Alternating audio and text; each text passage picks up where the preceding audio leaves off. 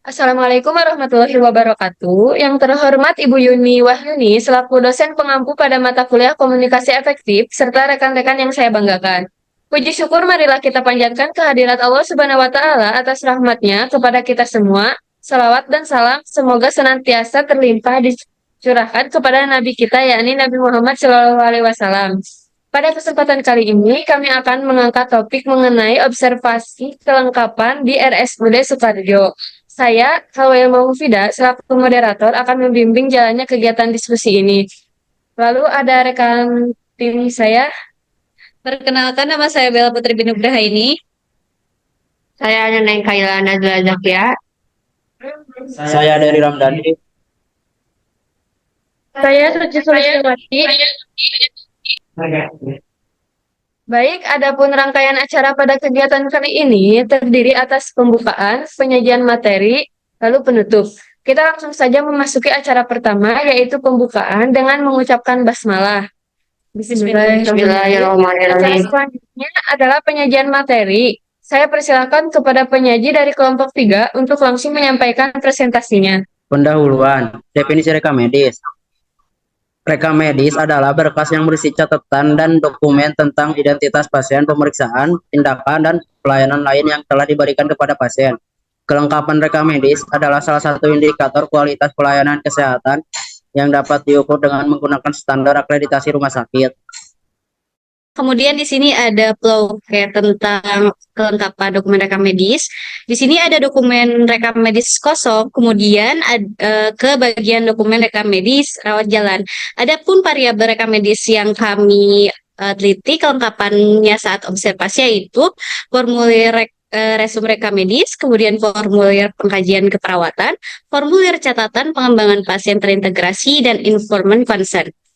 Nah, untuk formulir rekam medis, resum rekam medis terdiri dari identitas, tanggal dan waktu pelayanan, anamnesa, keluhan dan riwayat, kemudian ada hasil pemeriksaan menunjang, diagnosis utama dan sekunder, kemudian ada rencana penata laksanaan, kemudian ada juga pengobatan dan tindakan dan saat selama di rumah sakit. Kemudian ada formulir pengkajian keperawatan. Di dalamnya ada identitas pasien, keluhan utama riwayat kesehatan, diagnosis keperawatan, dan rencana asuhan keperawatan. Kemudian untuk catatan perkembangan pasien terintegrasi. Terdiri dari tanggal dan jam, ada bagian profesi. Nah, di sini ditulis oleh perawat dan bidang.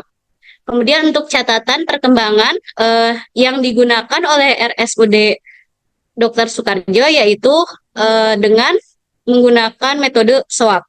Kemudian ada nama dan tanda tangan dan notifikasi.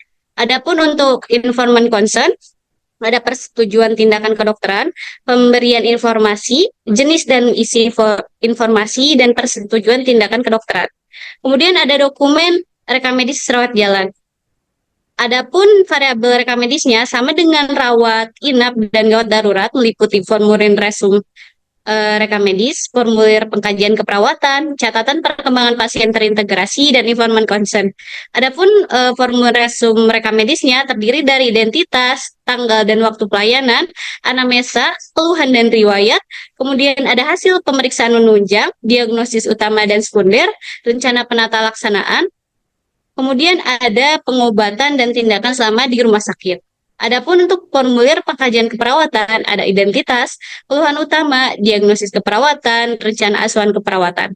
Kemudian untuk catatan perkembangan pasien terintegrasi, ada tanggal dan jam, ada bagian informasi yang diisi oleh perawat dan bidan, kemudian ada catatan perkembangan dengan menggunakan metode SWAP, kemudian ada nama dan tanda tangan, yang terakhir ada notifikasi. Untuk informan concern, di situ ada persetujuan tindakan kedokteran, pemberian informasi, jenis dan isi informasi, persetujuan tindakan informasi. Nah, untuk keduanya ini, rekam medis rawat inap dan rawat jalan ini kami observasi dan analisis. Nah, di situ adalah dokumen rekam medis secara lengkap yang terdapat di Rumah Sakit Dr. Soekarjo. Alur pembahasan, ruang filing. Kami meminjam sampai dokumen rekam medis pasien rawat inap di UGD sebanyak 4 dokumen sebagai bahan untuk observasi kelengkapan rekam medis di RSUD Dr. Soekarjo melalui petugas rekam medis untuk memenuhi tugas mata kuliah komunikasi efektif. Kami mulai menganalisis 4 dokumen rekam medis tersebut dan mencatat sebagai bahan perbandingan dengan teori dasar rekam medis. Pembahasan pengembalian rekam medis rawat inap dan gawat darurat. Setelah kami menganalisis 4 dokumen rekam medis pasien, kami mengembalikan kepada petugas rekam medis bagian filing dan berpamitan serta mengucapkan terima kasih atas kerjasamanya. Selanjutnya ke ruang rawat jalan. Di sana, kami meminjam dokumen rekam medis pasien rawat jalan untuk dijadikan bahan observasi sebanyak 5 dokumen rekam medis. Kami meminjam untuk dianalisis dari berbagai poli, diantaranya 1 dokumen poli gigi, 2 poli anak, dan 2 poli saraf. Selanjutnya ada analisis dokumen rajal, formulir resumen rekam medis, ada identitas, sama dengan rawat inap, agama, status perkawinan, pekerjaan, nomor HP, nama ayah atau ibu, cara masuk, riwayat alergi, rawat inap, operasi, tanggal klinik, temuan penunjang, diagnosis, terapi, nama, dan tanda tangan. Terus ada pengkajian keperawatan medis. Di antaranya ada identitas, jam mulai asesmen, keluhan utama, penyakit dahulu, riwayat alergi, hasil penunjang, obat yang diminum, pemeriksaan fisik, diagnosis medis, rencana tindakan atau terapi, konsul poliklinik, tanggal, dan tanda tangan dokter. Tidak ada catatan pengkajian pasien terintegrasi. Di antaranya ada tanggal dan jam, profesional pemberi asuhan, perawat, hasil asesmen pasien seperti swab, swapir, edim, nama dan tanda tangan. Review dan verif DPJP, tulis nama, paraf, tanggal, dan jam. 4 ada info konsen, persetujuan umum, hak dan kewajiban pasien, persetujuan pel obat, akses informasi kesehatan, persetujuan pelepasan informasi, informasi biaya, kewajiban pembayaran, informasi hak dan kewajiban pasien, hak pasien, kewajiban pasien atau keluarga, tanggal tanda tangan petugas pendaftaran, tanggal tanda tangan dan tanda tangan pasien.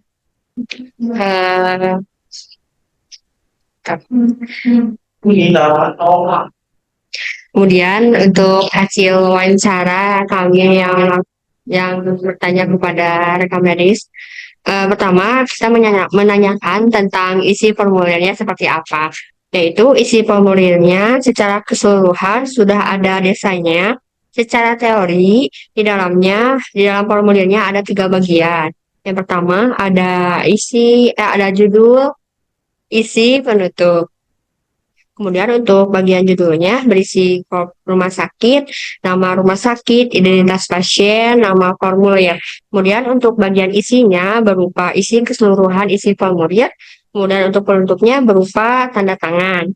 Kemudian untuk pengisian formulirnya diisi oleh dokter atau pasien atau keluarganya, tergantung isi formulirnya yaitu harus mengisi apa. Kemudian menanyakan tentang info konsennya. Pada dasarnya, setiap folder rekam medis memang harus ada info konsennya. Tetapi jika di Rumah Sakit Soekarjo ini, info konsennya itu diisi jika pasien terdapat tindakan yang besar, seperti operasi atau tindakan yang besar lainnya. Kemudian untuk perihal rujukan, kenapa diadakan rujukan di rumah sakit ini? Jika di rumah sakitnya kekurangan alat untuk menindak pasien dan kurangnya dokter spesialis untuk menangani pasiennya, maka pasien akan dirujuk ke rumah sakit yang lebih.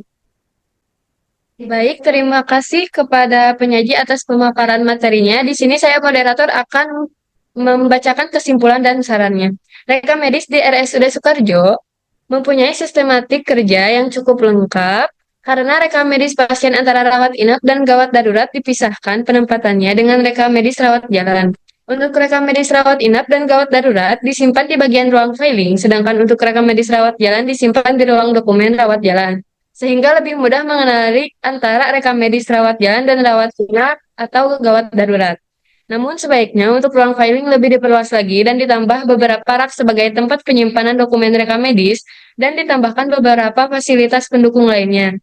Kemudian untuk folder rekam medis pasien sebaiknya diberi penanda antara formulir rawat inap, gawat darurat, laboratorium, dan lain-lainnya untuk mempermudah menemukan dokumen yang diperlukan. Demikian diskusi kelompok kita kali ini.